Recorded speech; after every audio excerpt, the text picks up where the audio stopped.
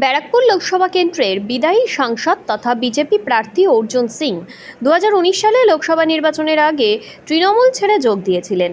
বিজেপিতে 2022 সালে ফের তিনি বিজেপি ছেড়ে তৃণমূলে ফিরলেও লোকসভা নির্বাচন তৃণমূল কংগ্রেসের টিকিট না পেয়ে তিনি যোগ দিয়েছেন বিজেপিতে এবং বিজেপির তরফ থেকে তাকে প্রার্থী করা হয়েছে ব্যারাকপুর লোকসভায়। তৃণমূল কংগ্রেস প্রার্থী পার্থ ভৌমিকের সমর্থনে গতকাল নোয়াপাড়া বিধানসভার অন্তর্গত পলতা হেলথ সেন্টার মাঠে নির্বাচনের জনসভা করতে এসেছিলেন মুখ্যমন্ত্রী মমতা বন্দ্যোপাধ্যায়। সেখান থেকেই বিজেপি সরকারের বিরুদ্ধে সুর চড়ান তিনি। তবে তাৎপর্যপূর্ণভাবে সেই মঞ্চ থেকেই তিনি ব্যারাকপুরের বিজেপি প্রার্থী অর্জুন সিংয়ের নাম না করে অর্জুন সিংকে ভয়ঙ্কর বলে আক্রমণ করলেন। তার একজন স্বজন আছে, স্বজনকে সবাই ভালোবাসে, কিন্তু স্বজন বলে নয়, তিনি আবার জেল থেকে বসে প্ল্যান করে কি করে বাইরে মার্ডার করা যায়।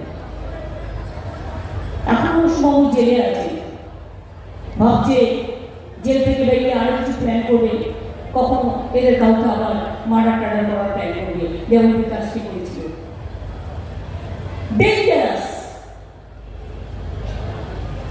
এক কথায় বললে বলবেন ডেঞ্জারাস। 440 ভোল্ট এদের ছুটে নেই, এদের ছুলেও দোষ, না ছুলেও দোষ। আমাদের সাথে ছিল এক সময়, ভাবতাম হয়তো মাঝে এসছিল, বদলেছে, কিন্তু কয়লা বলি না আমরা, কয়লা যায় না ভুলে,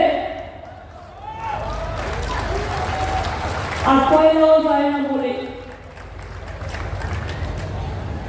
বেড়াচ্ছে তৃণমূল চোর।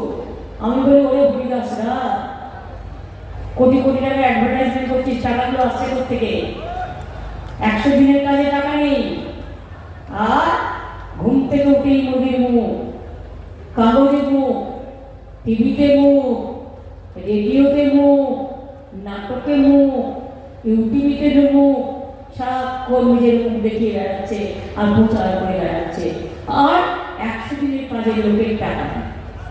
যে অর্জুন সিং ভয়ঙ্কর এবং ডেঞ্জার উনি বলছেন হি ইজ মোর ডেঞ্জারাস। আপনি 440 ভোল্ট, আপনাকে ছুলে ভস্ম হয়ে যাবে।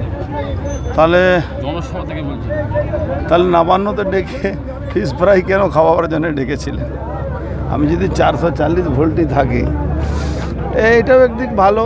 ওনার কর্মীদেরকে উনি বলে দিয়েছেন কি ভাই বদমাশি করিস না, কারেন্ট লাগতে পারে, এটাও ভালো। আজকে বিকাশ বসুর প্রসঙ্গ তুলে আনো 2000 সালে যে ঘটনা, ও তো অনেক দিন ধরে, যখন ওনার দলে থাকে তখন এই প্রসঙ্গ আসে না, আর যখন ওনার দলে থাকে না তখন এই প্রসঙ্গে আসে।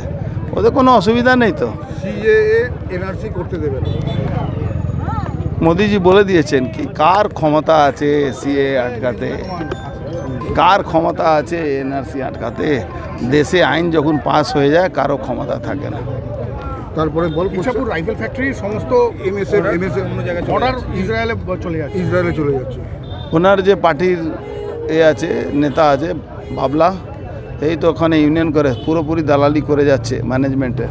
কিন্তু দায়িত্ব নিয়ে বলছি, কোনো ইচ্ছাপুর রাইফেল ফ্যাক্টরি যাবে না, আরও উন্নতম মানে ওখানে অস্ত্র তৈরি হবে। মোদির গ্যারান্টি, উনি এটা জানেন না, এই জন্য বলছেন। মোদির গ্যারান্টি হচ্ছে 420, মোদির গ্যারান্টি 420, মোদি যে গ্যারান্টি দিয়েছে 420।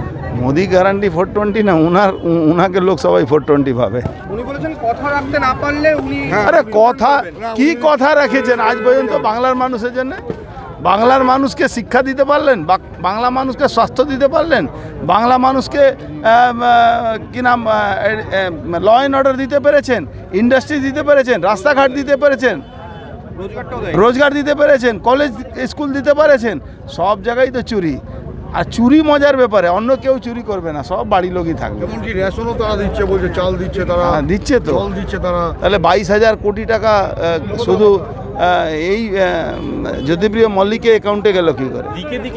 দিকে আপনারা পোস্টার করেছেন নো ভোট টু কিছু একটা। আজকে এই জনসভা থেকে মুখ্যমন্ত্রী আপনাকে নাম না শুনে নিশানা করছে, তৃণমূলের মদত আছে। কত আমার গুরুত্ব আছে বলুন তো?